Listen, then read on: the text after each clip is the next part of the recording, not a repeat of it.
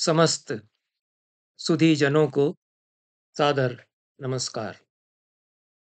महाभारत के विराट पर्व में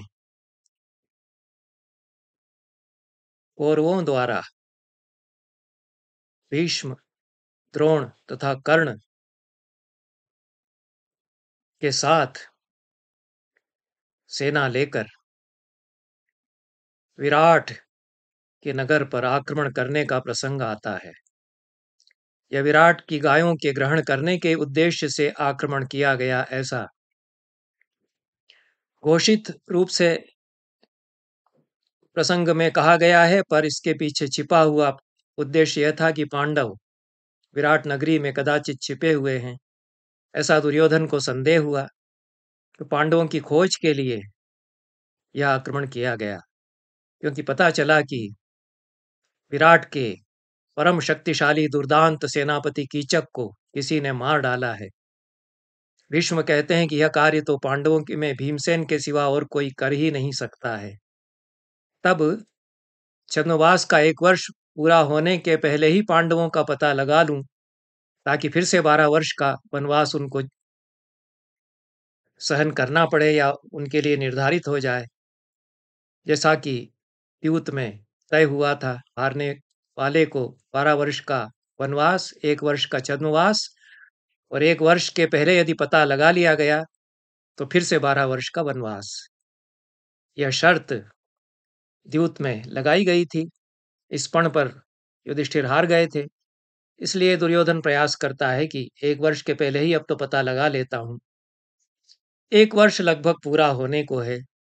इस बीच यह प्रसंग घटित होता है कि दुर्योधन को पता चलता है कि विराट के सेनापति को किसी ने मार डाला है, और विराट राजसूय यज्ञ में उपस्थित नहीं हुए। भास ने तो अपने पंचरात्रम नाटक में यही एक कारण बताया है कि वह राजसूय यज्ञ में दुर्योधन के उपस्थित नहीं हुए, इसलिए अपमान किया है उन्होंने, इसलिए आक्रमण किया जाए।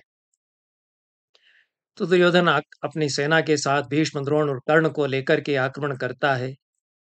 विराट अन्यत्र गए हुए हैं, अन्य किसी युद्ध में। कौरवों की ऐसी शक्तिशाली सेना का, जिसमें कि भीष्म, द्रोण और कर्ण जैसे महावीर हों, शूरवीर हों, धनुर्वेदज्ञ हों, सामना करने वाला कोई वहां नहीं है। कुमार उत्तर, जो कि किशोरावस्था को लांग करके युवा अभी हुए ही हैं, विराट के पुत्र हैं, उनको कहा जाता है कि जा तू सामना कर। उनको युद्ध कला का कोई ज्ञान नहीं है। वे अपने भोलेपन के कारण स्वीकार कर लेते हैं कि ठीक है, मैं युद्ध कर लेता हूँ। सारथी भी कोई नहीं मिलता है, तो बृहन्नला को सारथी बना करके उनके साथ भेज दिया जाता है। बृहन्नला जो कि वास्तव में अर्जुन है। कुमार उत्तर, राजकुमार उत्तर, ऐसी विशाल कौरव सेना को सामने देखकर और भीष्म, द्रोण और कर्ण जैसे महावीरों को देख करके घबरा जाता है। उसके तो हाथ पांव फूल जाते हैं और वह कहता है कि भागो, ये तो प्राणों का संकट आ बना। तब बृहन्नला वेशधारी अर्जुन उसके केश पकड़ लेते हैं कि नहीं, नहीं भाग सकते। अब मैं जैसा कहूंगा या कहूंगी वैसा तुम करोगे। घबराया हुआ उत्तर वही करता है। बृहन्नला वेशधारी अर्जुन कहते हैं कि नगर के सिवान पर ले चलो रथ को, वहां क्या करना है यह मैं बताऊंगा।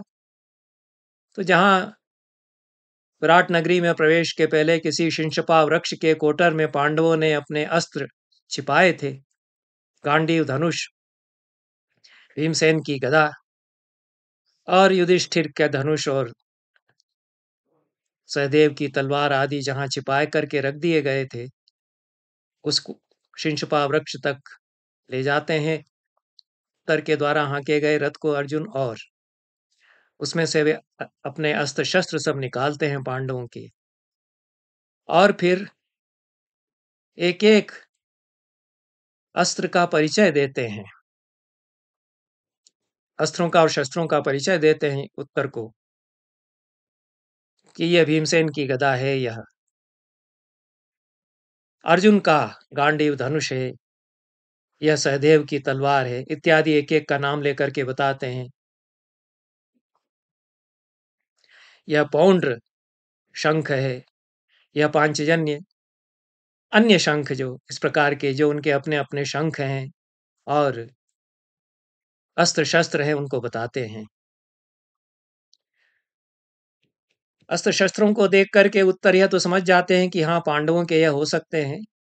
तो इतना प्रसंग विराट पर्व में 38वें अध्याय तक आया है। 39वें अध्याय में पुनः से प्रकाशित समीक्षित पाठ संस्करण में उत्तर कहते हैं पहले श्लोक में कि मढ़े हुए सोने से बने हुए आयुध हैं महात्मा पांडवों के, चमक रहे हैं और वीर पार्थ प्रथा के पुत्र, कुंती के पुत्र ही पांडवों के ही आयुध हैं, मैं समझ गया। लेकिन तुमको कैसे पता कि ये पांडवों के आयुध हैं? और कोई नहीं जानता है कि कहाँ हैं पांडव इस समय। क्वस क्वनुसिद अर्जुनः पार्थः कौरव्यो वा युधिष्ठिरः नकुलः सहदेवश्च भीमसेनश्च पांडवः। ये कुरुवंश के युधिष्ठिर, अर्जुन, नकुल, सहदेव, भीमसेन और युधिष्ठिर अब कहाँ हैं? किसी को पता नहीं है। हमें तो यही पता है कि युधिष्ठिर जुए में अपना राज्य हार गए थे, उसके बाद से उनका कोई पता हमारे यहाँ नहीं है किसी को। सर्वएव महात्मानः सर्वामित्र विनाशना, अपने विनाशनाः, अपने शत्रुओं का नाश करने वाले वे महात्मा पांडव लोग राज्यम अक्षय पराकीर्य न श्रूयन्ते कदाचन। द्यूत में अपना राज्य हार गए, उसके बाद से यहाँ हमारे यहाँ किसी को कोई खबर उनकी नहीं है। द्रौपदी क्वच पांचाली स्त्री रत्न मिति विश्रुता जितान अक्षयस्तदा कृष्णा ताने वान्वगमद्वनम। और पांचाली द्रौपदी भी, जो कि स्त्री रत्न है, प्रसिद्ध है उसकी रूप की, गुणों की ख्याति सब जगह है, ऐसी वह भी अक्ष में जीत लिए गए पांडवों के पीछे पीछे चली गई, उसके बारे में भी कोई खबर नहीं है। तब अर्जुन कहते हैं कि मैं ही अर्जुन हूँ, बृहन्नला वेशधारी अर्जुन कहते हैं, अहमस्मि अर्जुन पार्थ सभास्तारो युधिष्ठिर। मैं अर्जुन हूँ और युधिष्ठिर जो सभा में तुम्हारे पिता के साथ अक्षादि खेलने के लिए सहायक हैं, वे युधिष्ठिर हैं। वो पल्लवो भीमसेनस्त, तार उनका नाम है, वे युधिष्ठिर हैं जो सभा में हैं।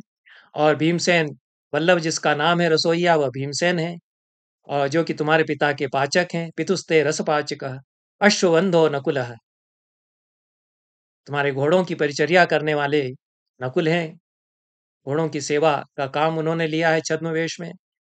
और सहदेव जो हैं वो गायों की रक्षा करने वाले, गोकुल जो तुम्हारा है, गौशाला जो तुम्हारी है विराट की, उसमें गायों की रक्षा साल संभाल की नौकरी वे करते हैं।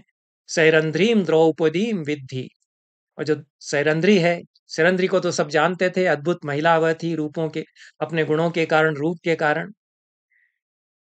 तो वह सैरंध्री वास्तव में द्रौपदी है, जिसके लिए कीचक का विनाश हुआ, ऐसा अर्जुन बताते हैं। उत्तर समझदार है, राजकुमार जो है वह समझ जाता है कि वास्तव में सही बात है।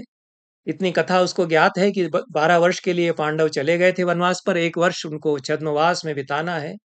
अब इतना बताने पर वो समझ जाता है कि पांचों पांडव और द्रौपदी तो हमारे ही राज्य में, हमारे ही राजभवनों में और राजकुल में सेवा कर रहे हैं, अलग अलग नामों से छद्मवेश में। फिर भी विश्वास के लिए पूछता है कि यदि आप अर्जुन हैं तो आप बताइए कि हमने सुना है कि अर्जुन के 10 नाम हैं। 10 नामों की व्याख्या अगर आप करेंगे तो मैं जान जाऊंगा कि आप ही अर्जुन हैं, ऐसा वह कहता है। तो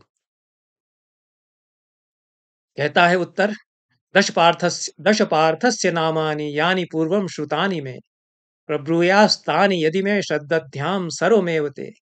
पार्थ के, अर्जुन के 10 नाम पहले हमने सुने हैं, उनको यदि तुम बता दोगे या बता दोगी है बृहन्नला, तो तुम जो कह रहे हो या जो तुम कह रही हो सारी बात मैं सच्ची मान लूंगा। ऐसा 7वें श्लोक में 39वें अध्याय के पुनः से प्रकाशित समीक्षित पाठ संस्करण के विराट पर्व में उत्तर कहता है।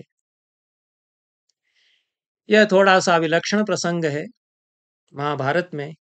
अन्य किसी पांडव के 10 नाम कदाचित नहीं है, पांचों पांडवों में अर्जुन के 10 नाम हैं, और इस पर हम विचार करेंगे कि अर्जुन के ही 10 नाम, और ऐसी कीर्ति अर्जुन की कि उत्तर कहता है कि हमने सुन रखे हैं 10 नाम, विख्यात हैं अर्जुन अपने 10 नामों के साथ दूर दूर तक सारे भारत में, क्योंकि कहाँ विराट की नगरी जो कि सुदूर उत्तर में है और कहाँ हस्तिनापुर जो दिल्ली आजकल है, तो इसलिए उत्तर से दक्षिण तक अर्जुन के 10 नाम प्रसिद्ध हैं, ऐसा इससे पता चलता है। अर्जुन इसके उत्तर में राजकुमार कुरु को अपने 10 नाम बताते हैं, उनकी व्युत्पत्ति बताते हैं, व्याख्या करते हैं कि क्यों मेरे ये 10 नाम पड़े पड़े हैं। 8वें श्लोक से वो बताते हैं 39वें अध्याय में विराट पर्व में, हंत ते हम समाचक्षे दश नामानि यानि में। हे राजकुमार, उत्तर में 10 जो मेरे नाम हैं उनको मैं तुमको बताऊंगा। पहले तो उद्देश्य करते हैं, उद्देश्य अर्थात नाम कीर्तन, 10 नाम गिनाते हैं। अर्जुना फल्गुनो जिष्णु किरीटी श्वेतवाहन बीभत्सुर विजय कृष्ण सव्यसाची धनंजय। ये 10 नाम आ गए, 5 नाम आ गए प्रथम पंक्ति में 8वें श्लोक में, और शेष 5 नाम आ गए द्वितीय पंक्ति में उत्तरार्ध में।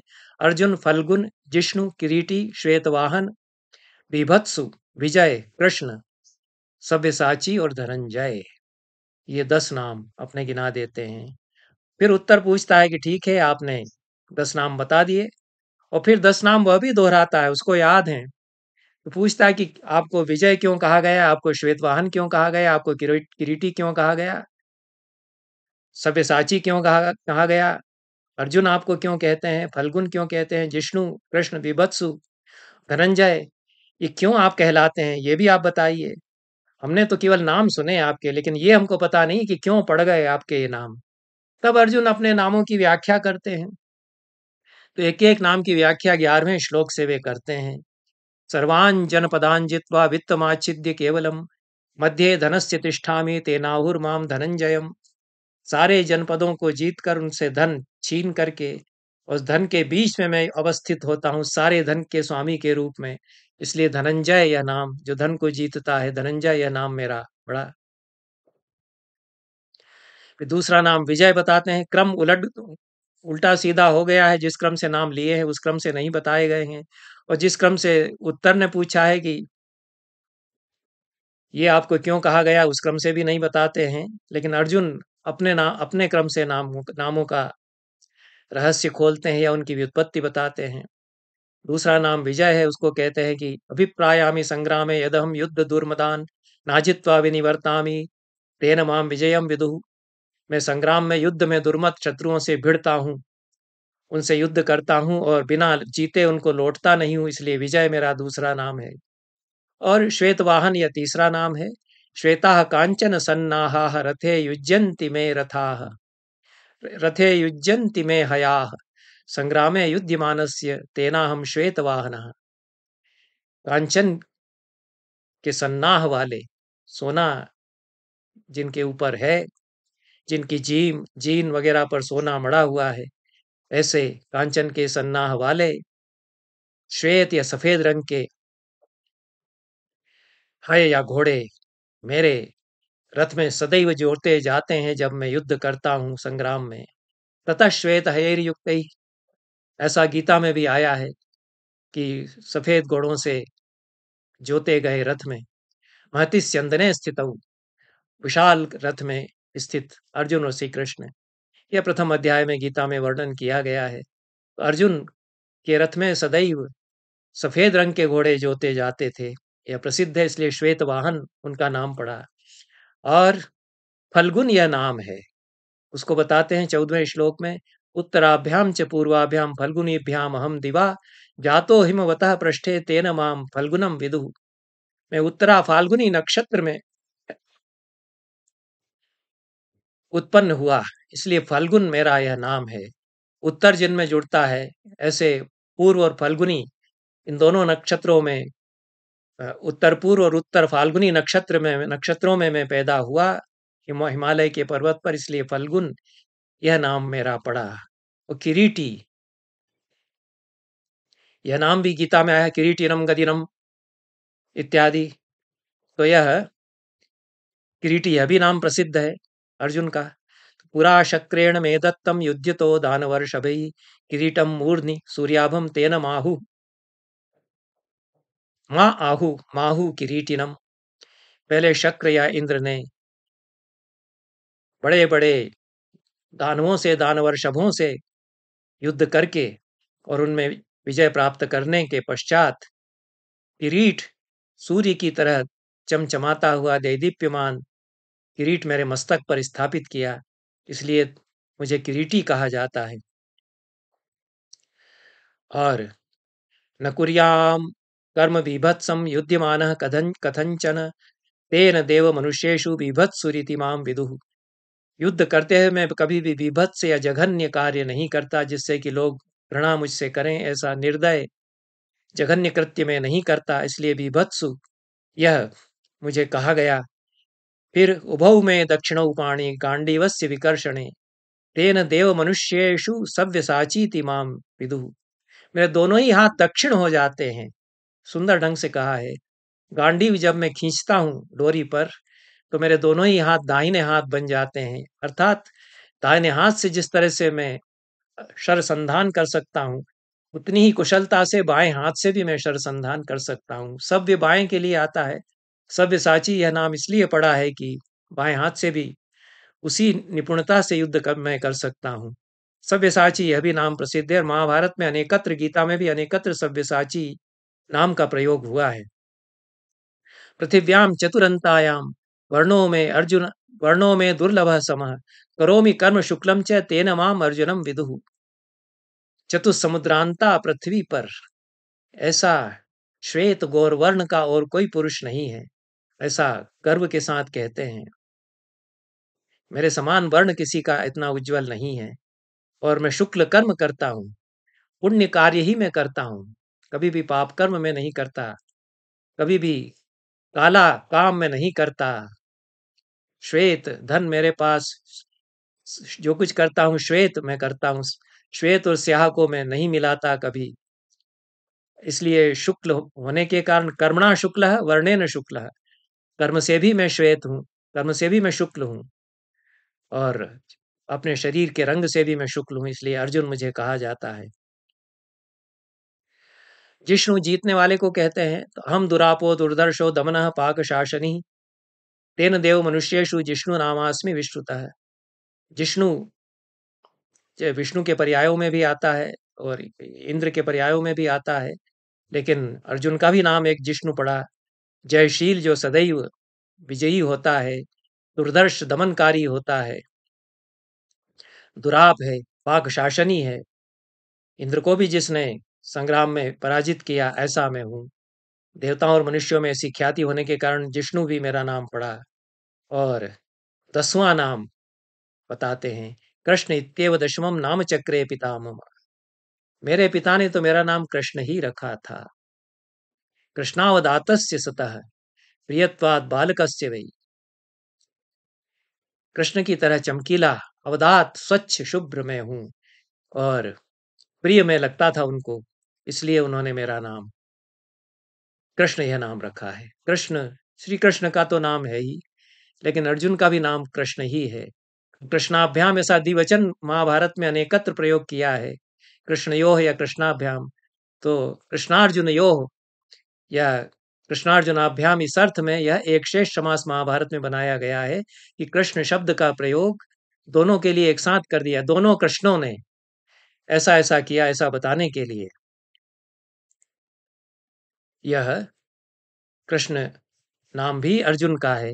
ये अर्जुन के 10 नाम महाभारत में प्रयुक्त हुए हैं और अर्जुन कदाचित एकमात्र ऐसे पांडवों में मध्यम पांडव हैं जिनके की इतने अधिक नाम पूरे महाभारत में बार बार प्रयुक्त हुए हैं। इसका एक विशेष कारण है कि यद्यपि अर्जुन नायक नहीं कहे जा सकते महाभारत के, महाभारत का नायक कौन है यह तो अपने आप में एक गुत्थी है। युधिष्ठिर को उसका नायक कहें कि भीमसेन को नायक कहें कि श्री कृष्ण को नायक कहें कि द्रौपदी को ही फिर कह दें नायक, कि सबसे अधिक मनस्विनी तो वही लगती हैं, या किसको नायक कह दें।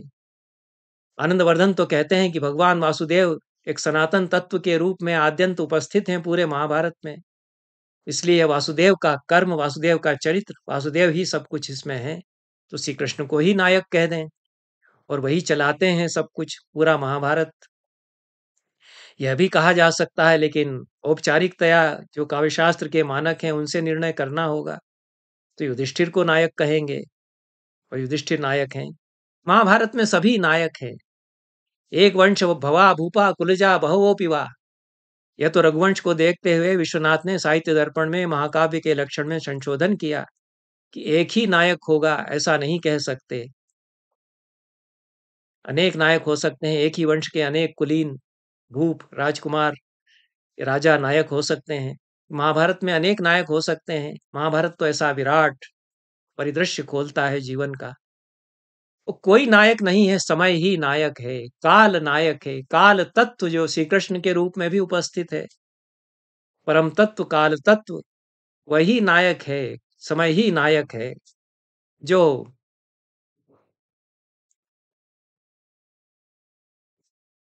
महाभारत सीरियल बनाया B.R. चोपड़ा ने और उसमें संवाद लिखे राही मासूम रजा ने, जो कि बहुत ही बेहतरीन कथाकार हैं हिंदी के, और संवाद भी उन्होंने जो महाभारत सीरियल में लिखे हैं, बहुत पेने, सटीक और अच्छी तरह से बांधे हुए संवाद हैं, सुबद्ध। तो मैं समय हूं इसके साथ। हर एपिसोड की, हर प्रसंग की उसमें शुरुआत होती है, आरंभ होता है, तो समय ही अपनी कथा कहता है। महाभारत में समय ही सर्वातिशायी है। स्वयं व्यास कहते हैं कि कालः संहरते प्रजा, समय ही सबको चला रहा है। काल ही सर्वातिशायी तत्व है। इस रूप में काल का निरूपण स्वयं महाभारत करता है। तो यह भी कह सकते हैं। पर किसी व्यक्ति का ऐसा महात्म्य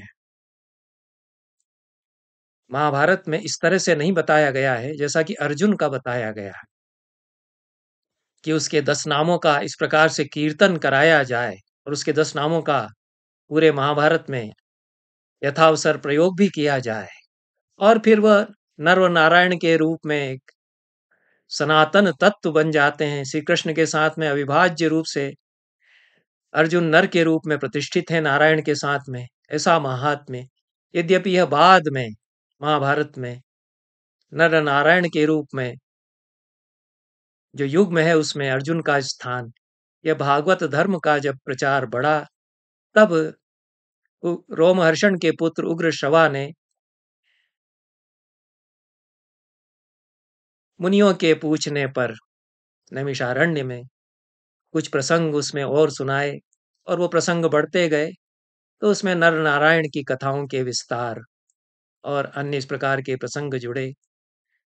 पर यहाँ तो यह जो मूल महाभारत है उसी का अंश है, और समीक्षित पाठ संस्करण में भी इसको स्वीकार किया ही गया है, और जितने अन्य संस्करण महाभारत के उन सभी में यह प्रसंग आता ही है।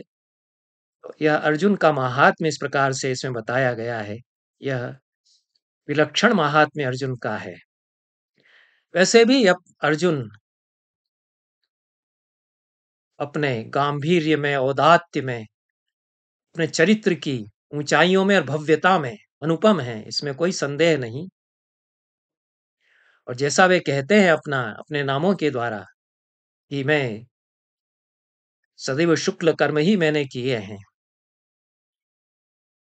तो यह इसको वे चरितार्थ भी करते ही हैं। तो यह प्रसंग इस दृष्टि से अवधेय है कि अर्जुन का जो महात्म्य महाभारत में है, और उनके नामों की जो उत्पत्ति बताई गई है, वह अपने आप में विलक्षण अर्जुन के चरित्र को बनाती है, और उसकी विलक्षण व्याख्या अर्जुन के चरित्र की उसके द्वारा हम समझ सकते हैं। और अन्य किसी पात्र की इस प्रकार से निरुक्तियां उसके नामों की पांडवों में नहीं मिलती हैं। यह पूरा का पूरा प्रसंग ही अर्जुन महात्म्य प्रसंग एक प्रकार से है, और इस दृष्टि से महाभारत के अनेक प्रसंग अर्जुन महात्म्य प्रसंग हैं। और अनेक प्रसंग तो महाभारत में बहुत बाद में भी जोड़े गए हैं। उन पर यथावसर कभी बाद में चर्चा करेंगे कि वे अर्जुन के महात्म्य की वृद्धि के लिए महाभारत में फिर कुछ प्रसंग बाद में जोड़े गए हैं। श्री कृष्ण से साहचर्य होने के कारण श्री कृष्ण के महात्म्य का गान हो जाता है। अर्जुन के महात्म्य का ज्ञान करेंगे और श्री कृष्ण के महात्म्य का ज्ञान गान करेंगे। नर नारायण के महात्म्य का ज्ञान होगा। तो यह भागवत धर्म में जो आस्था है उसकी दृष्टि से धर्म हो जाएगा। इस दृष्टि से अनेक प्रसंग फिर अर्जुन से संबंधित जुड़ते जाते हैं। पर यह प्रसंग तो जो उग्र श्रवा ने महाभारत सुनाया होगा उसमें भी निश्चित रूप से रहा होगा। जो 1,00,000 श्लोकों का महाभारत है उसमें भी यह प्रसंग रहा ही होगा और इसीलिए समीक्षित पाठ में इसको उचित ही प्रक्षिप्त नहीं माना गया है। यद्यपि व्यास ने जो 8,800 श्लोक सुनाए जय काव्य में, उनमें तो यह नहीं रहा होगा। वैशंपायन ने जो 24,000 श्लोक सुनाए, जो 24,000 श्लोकों का महाभारत जन्मेजय को सुनाया, उनमें भी यह प्रसंग नहीं ही रहा होगा। पर यह प्रसंग महाभारत में आया है और जो महाभारत हमारे सामने है प्रामाणिक रूप से 1,00,000 श्लोकों का, उसका ही यह अंश है और यह अर्जुन के महात्म्य को अद्वितीय रूप में स्थापित करता है महाभारत में। इन शब्दों के साथ आज के इस प्रसंग को समाप्त करते हैं। नमस्कार, धन्यवाद।